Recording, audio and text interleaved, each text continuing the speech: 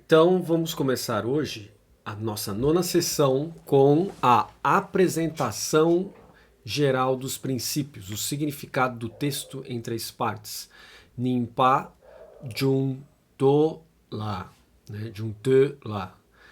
This has three parts: differentiation of outer and inner together with dispelling mistakes, brief indication of outer and inner in terms of the body, an extensive explanation of outer and inner limb by limb. O que é isso? Isso tem três partes. This has three parts. A diferenciação de externo e interno junto com o afastamento, a expulsão dos erros.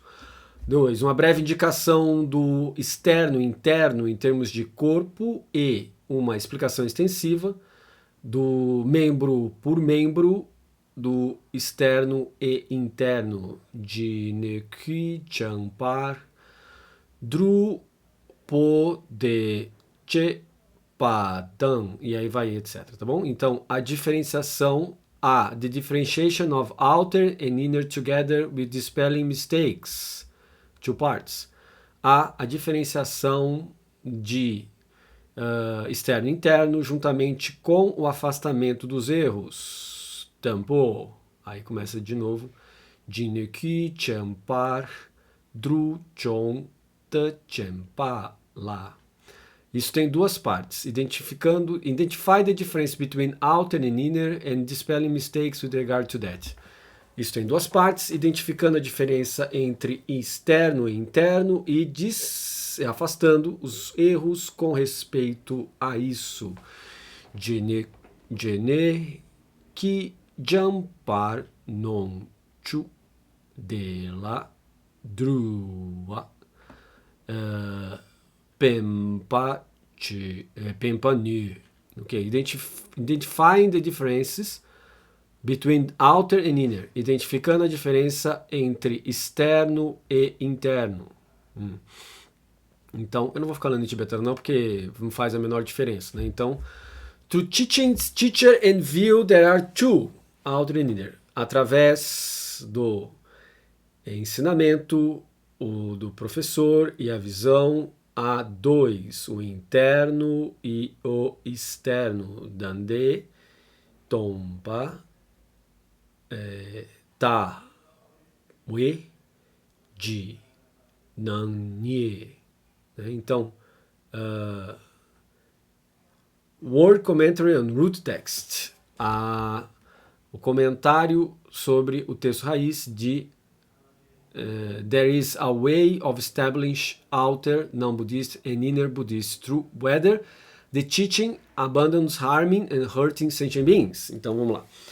O comentário diz o seguinte: há um modo de estabelecer o externo, que quer dizer o não budista, e o interno, o budista, através de um critério. Qual seria esse critério? Whether the teaching abandons harming and hurting sentient beings. Se os ensinamentos estão ligados a abandonar, o prejudicar e machucar os seres sencientes.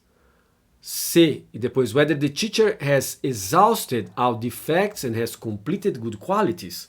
Se o professor exauriu todos os seus defeitos e completou todas as boas qualidades. And whether the view is of self or selflessness. Ou, não, na verdade é e, né? E se a visão é do ser ou da ausência do ser. Aqui tem a ver com Atman e Anatman, tá bom? Em sânscrito e em Pali. Então, estamos diante aqui de um critério apontado pelo Nawam Pauden. Qual é o critério? O critério é aquilo que é externo não budista, aquilo que é interno é budista. Aquilo que é budista, nós temos assim que verificar o seguinte: seus ensinamentos estão relacionados a abandonar o prejudicar e machucar os seres sencientes, isso pode ser interno ou externo ao sistema budista. Aqui faz uma menção clara ao compromisso ou restrição, ao samvara, da joia dharma, que é não prejudicar a nenhum ser senciente, né?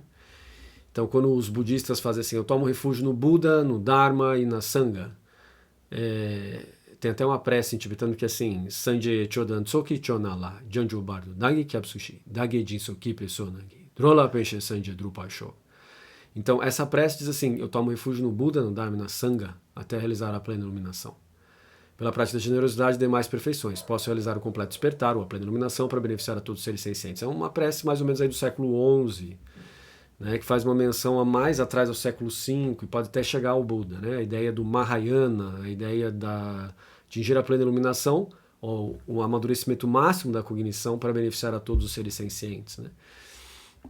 Então nós temos aqui que a joia Dharma, né, eu tomo refúgio no Buda, no Dharma e na Sangha. A joia Dharma é equivalente aos ensinamentos do Buda e da tradição. Buda, de acordo com Dharmakirti no século VII, não é uma pessoa, mas a nossa capacidade de raciocinar sobre a verdade. E eu me filio a essa perspectiva que está ligada mais à escola lógica budista, tá bom? Então, um pouco menos personalista, inclusive, né? Então eu me afasto um pouco da visão mais clássica do Buda como um ser senciente em si e adentro mais uma perspectiva epistemológica, tá bom? Então não estranhe o modo como eu interpreto as coisas. Eu estou mais pro lado epistemológico. Não quer dizer que eu esteja negando a fé budista, né, dos que creem que o Buda é um ser senciente, que amadureceu completamente. Eu acho que porque afinal de contas o Buda histórico é quem? Século V antes de Cristo, né? Então eu acho que está ok essa perspectiva. É uma perspectiva religiosa que a gente precisa sempre estar aberto, principalmente na cultura cristã, a aceitar pelas diferenças, né? Então, uma vez visto isso, ok, sem problemas, mas não é a minha perspectiva. A minha perspectiva é mais do lado da filosofia, né? Então, lado mais da filosofia, principalmente da lógica budista, né? E a lógica budista se divide em dois: Nyaya e Retuvidya. Nyaya Vidya e Retuvidya. Então, são dois modos de pensar distintos que estão relacionados a Retuvidya, já é mais tardio, e diz o seguinte: um conhecimento para ser válido para Mana, ele precisa ter. O que ele precisa ter? Ele precisa ter Pratyaksha e Anumana. O que são isso? São duas categorias: a percepção direta sensorial, outra inferência. Já na categoria do Nyaya Vidya, Nyaya Vidya, não Nyaya Avidya, porque se for Avidya é ignorância, né? Então, Vidya, conhecimento. Nós temos 4 critérios. O primeiro critério, sem dúvida alguma, é Pratyaksha, que é a percepção direta. O segundo é Anumana. O terceiro é escrituras. E o quarto é analogia, tá bom? Então, a Nyaya Vidya, né, que é a lógica Nyaya, que é empregada nos textos Madhyamaka, que esse texto do Jamel Shaibá está lá dentro. Como assim, Madhyamaka, do que ela está falando? A coisa fica confusa nesse ponto, me ajuda, me ajuda. Século II depois de Cristo, começa uma escola de interpretação sobre Sarvastivada e Mahayana, que chama-se Madhyamaka, caminho do meio, tá bom? Que tem como fundadores Nagarjuna e Arayadeva. E tem gente que fala Nagarjuna, tanto faz, Nagarjuna e Arayadeva, tá bom? Então aqui. Então, whether the teacher has exhausted all defects and has completed good qualities, isso aqui já começa a trazer a ideia do Guru Panchasika, que é um texto muito famoso, mas do meio tântrico budista, que traz a ideia de um guru, né, um mestre formado em várias categorias. São 10 qualidades que ele precisa ter para reunir todas as boas qualidades para poder falar dos textos de Dharma, né? Da maneira soteriológica, não da maneira como eu estou fazendo, que é uma maneira mais filosófica, mais acadêmica, mas da maneira soteriológica, aquela ideia do guru, chela, né? o mestre, o aluno, aquela coisa próxima, né? Não, aí ele, né, tem toda uma questão de verificação de qualidades que são bem difíceis de ser obtidas, né? Basicamente tem que ser um Buda para ter aquilo, né? Eu posso falar de 4, por exemplo, né, que são as mais comuns e que configuram um professor normal, né, assim, não iluminado, não completamente desperto, que é ter conhecimento de ética maior do que os alunos e uma prática de ética maior que dos alunos, ter um conhecimento de meditação maior que dos alunos, ter um conhecimento de Abhidharma, né, de filosofia e de teologia natural budista ou de doutrina maior que dos alunos, e ter uma compaixão maior que dos alunos, né? Então até aqui é razoável. Agora, a perfeição são 10, né? Que aí você precisaria consultar o texto do Lanrin Shemo, dentre eles é a conhecimento completo de todas as 10 perfeições, né, dos bodhisattvas, que não é algo muito fácil não, é bem difícil, né, e aquilo que não é muito fácil não, claro, obviamente que é bem difícil, mas então você já entendeu, né, que aqui a coisa é mais profunda e que não dá para eu ficar explicando isso porque não faz parte aqui da coisa, né, mas entenda, tem bastante nuances aqui dentro, né, então, and whether the view is of self or selflessness, e se a visão que é propagada no sistema é de um Atman ou de um Anatman. Como é que a gente vê isso na perspectiva da filosofia da religião? E na perspectiva da rede interrelacional, que é o que eu estou usando aqui para a gente estudar esse texto do Jamyang Shaiba. Ser, self e selflessness estão ligados ao termo sânscrito Pali, Atman. Esse Atman é um eu divino, existente por si mesmo.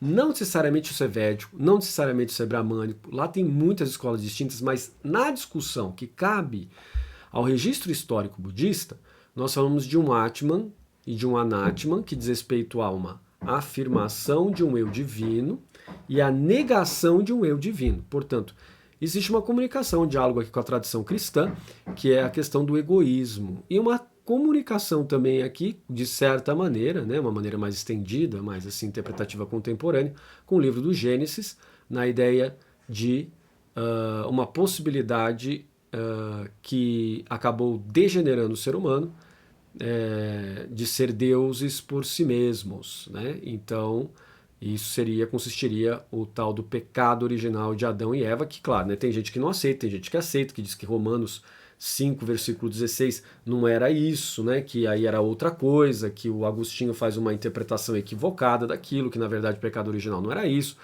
né? Mas, de qualquer maneira, o pecado original é uma constatação fatual teórica da teologia revelada, né, cristã. Então, ainda que hoje, contemporaneamente, tenha se dito que há uma falha em relação à interpretação agostiniana, continua lá. Então,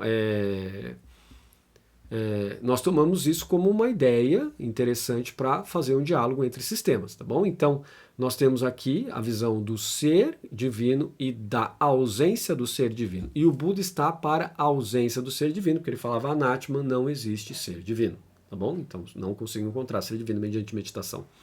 Então, em todos os seres humanos, em todos os deuses, em todos os animais e assim por diante, a cosmologia budista é enorme, muitos seres sencientes que estão lá dentro. Para vocês terem uma ideia, são 9 reinos de deuses dentro do Kamadato, que são deuses que fazem sexo, basicamente tem os 5 órgãos sensoriais.